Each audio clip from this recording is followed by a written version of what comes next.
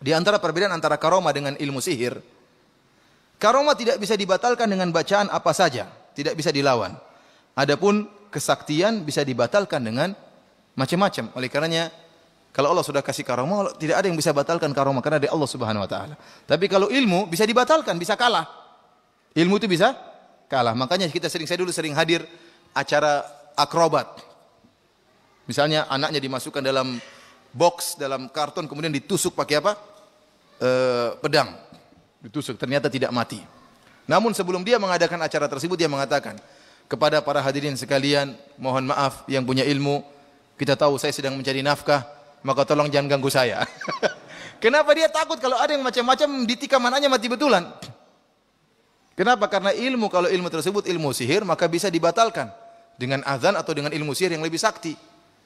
Oleh karenanya antum tatkala terjadi kasus antara kaum muslimin dengan orang-orang Dayak, betapa banyak kaum muslimin yang sakti-sakti sebelum berperang.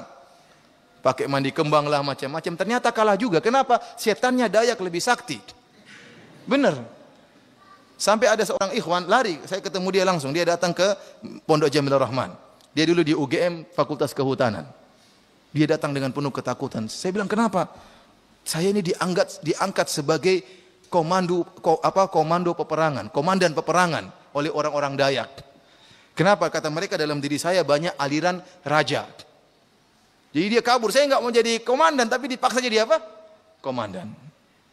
Sampai dia bilang bagaimana ilmu yang sampai dia sering meruqyah dirinya. Dia sering putar murotal sampai rusak kaset, dia masukkan lagi, tipnya rusak, dirusak sama jin. Sering ada gelegean seperti bau tikus busuk. Jadi jinnya terbakar sedikit demi sedikit. Artinya dia sakti. Sampai dia katakan kita bisa mendengar pembicaraan orang-orang tersebut yang musuh kita. Dengan seperti ada hewan, burung, kita kirim maka kita dengar dia bicara apa. Artinya saya katakan kalau memang ilmu yang dimiliki oleh kaum muslimin tadi untuk berperang adalah dari karomah dari Allah, maka tidak mungkin kalah. Tidak mungkin apa? Kalah. Namun itu bukan dari Allah, dari jin juga. Maka tatkala bertemu dengan jin yang lebih sakti, ya kalah dia. Karena nggak bisa. Sampai saya ketemu dengan saudara-saudara kita yang berjihad dari Ambon waktu belajar, kan waktu itu ada pendidikan para dai, orang-orang Ambon yang berperang didatangkan ke Pondok Jamilur Rahman, kemudian kita ajari. Ya. Mereka cerita bagaimana tatkala kita berperang, tahu-tahu orang-orang kafir itu mengeluarkan cewek-cewek telanjang bulat di depan kita. Kenapa? Karena mereka tahu orang-orang Islam punya ilmu kebal. Namun kalau jinnya lihat cewek telanjang, jinnya kabur semua. Jadi enggak kebal lagi. Benar ini?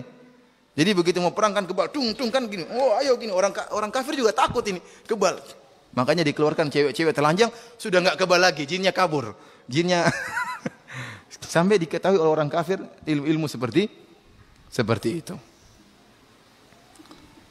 Oleh karena para hadirin rahmatillah subhanahu, kita katakan kalau itu karomah tidak mungkin dibatalkan dengan apapun. Tetapi kalau itu ilmu sihir atau ilmu dukun, maka bisa gagal dan bisa batal.